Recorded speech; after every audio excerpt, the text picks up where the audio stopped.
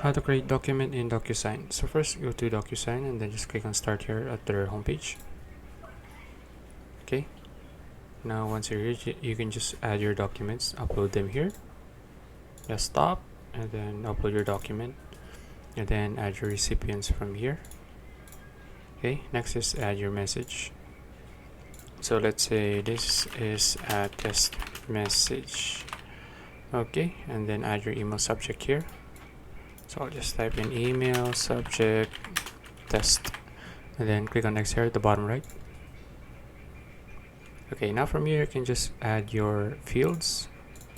So let's say this is my I want the person to receive this to put their signature here at the bottom of the document, and then add their number here as well, their name, their email, something like that. So let's say you're done customizing your document.